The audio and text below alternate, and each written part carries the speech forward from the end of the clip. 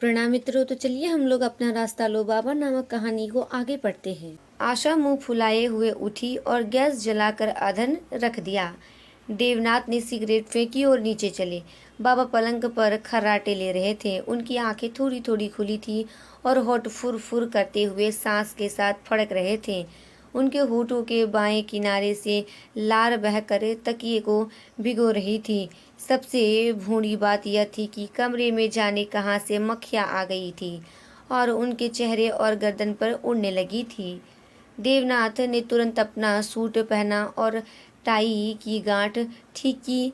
बाबा को जगाया और बाहर आकर स्कूटर स्टार्ट करने लगे। उन्हें लाठी के साथ निकलते देखकर फिर उसे खड़ा कर दिया। इसकी ज़रूरत नहीं, डॉक्टर के यहाँ चल रहे हैं, राय बात करेंगे, उन्होंने ऊंचे स्वर में कहा और लाठी अंदर रख दी। वे जिस समय आशा से मशविरा कर रहे थे, उन्हें अपने दोस्त डॉक्टर गर्ग याद आ रहे थे, जो शहर के एक किनारे रहते थे और थोड़े दिन पहले ही किसी काम से इनके घर आए थे। पेट्रोल के ही खर्च की बात थी, वरना उनसे काम बन सकता था। उन्होंने छोटा मोटा मोह छोड़ने का फैसला किया था और अब शहर के बीच से बाबा को उठाए लिए जा रहे थे। पीछे बैठे बाबा को डर भी लग रहा था और मज़ा भी आ रहा था। वे देवनाथ की सीट का पिछुआ कस कर पकड़े हुए इस तरह तन गए थे जैसे रस्सी पकड़े हुए हेंगा पर खड़े हो। वे अगल बगल पत्तियों से जगमगाती हुई दुकानों को देख लेना चाहते थे, लेकिन मुश्किल यह पड़ रही थी कि बाएं देखते तो दाएं की दुकानें छूट जाती और दाएं देखते तो बाएं की, और कभी कभी तो डर के मारे दोनों तरफ की दुकानें बिना देखे ही निकल जाती।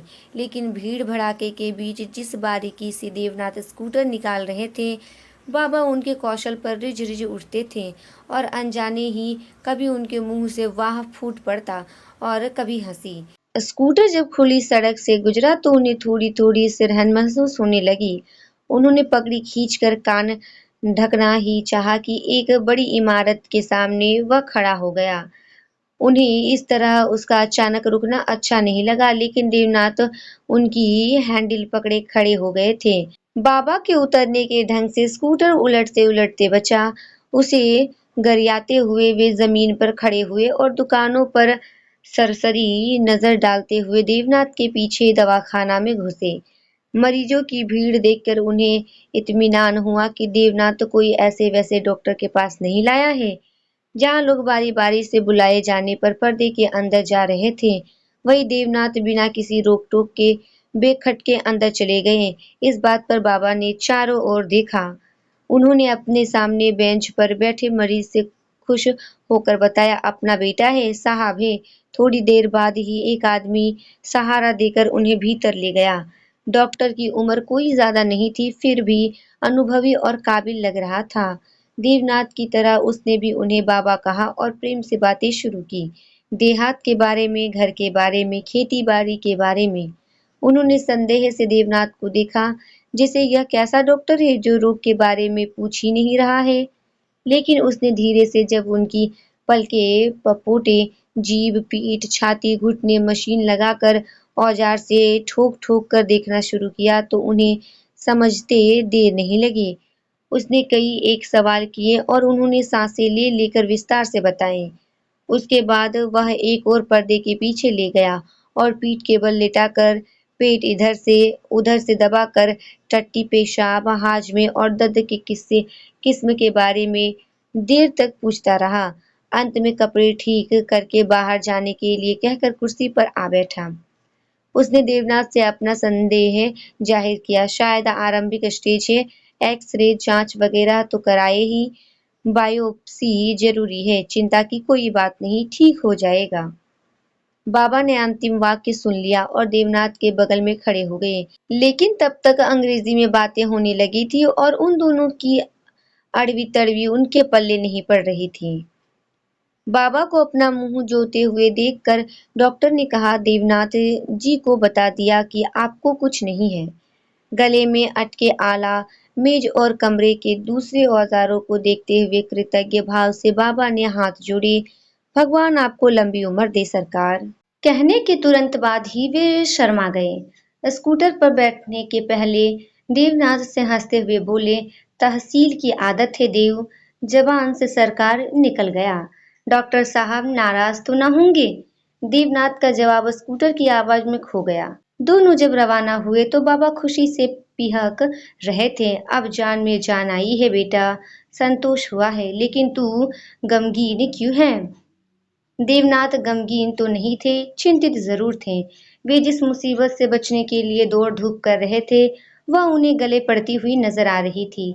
यह तो था कि अस्पताल और जांच के बवाल को अपने सिर नहीं लेना चाहते थे, लेकिन कहीं न कहीं उनके मन में यह भी था कि अभी कुछ नहीं बिगड़ा है, अच्छे हो सकते हैं। कोई पराये भी नहीं है। अलगा गुजारी ना होती तो सब एक ही थे। उन्हें परेशानी से बचने का एक दूसरा उपाय भी सूझ रहा था, लेकिन अड़चनें वहां भी थी।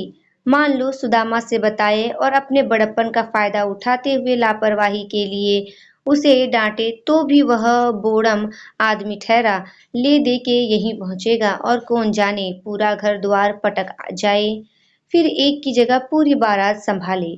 वह तो छोड़ के अपनी खेती बाड़ी देखने वापस लौट जाएगा और यहाँ मरो। फिलहाल के लिए उन्हें लगा कि चुप मार जाओ और इस बात की चर्चा कहीं किसी से मत करो। घर के आगे स्कूटर से उतरते हुए बाबा ने पूछा, डॉक्टर का पुर्जा तेरे पास? इससे आपको मतलब? देवनाथ ने प्यार से बिगड़ते हुए कहा। आप खाना खाएं, मैं अभी आ रहा हूँ। बाजार चलते समय उनके दिमाग में जो दवाएं आई थी उन्हें वे रास्ते में भी खरीद सकते थे, लेकिन बाबा पीछे पीछे लगे रहते और देखते कि कितने पैसे खर्च हो रहे हैं। ऐसे तो पूछने पर कुछ भी बताने के लिए स्वतंत्र थे। साथ ही रास्ते में होने पर इतनी आसानी से मिलने वाली दवाइयों के महत्व के बारे में उन्हें संदेह हो जाता। उन्होंने काफी सोचने विचारने के बाद 3 पैसे वाली बी कॉम्प्लेक्स की 100 गोली, 5 पैसे वाली लीव 52 की 50 और ऐसे ही दर्द की 10 टिकिया ली। उन्हें अलग अलग शीशियों में रखवाया। उन्हें राहत मिली कि सारा मामला 10 रुपए के अंदर ही निपट गया। अब वे बाबा के सामने बैठकर थकी हुई लंबी लंबी सांसें ले रहे थे और सांस फूलने के कारण चाहते हुए भी बोल नहीं पा रहे थे। इसके आगे की कहानी को हम अगले वीडियो में पढ़ेंगे। तब तक के लिए धन्यवाद।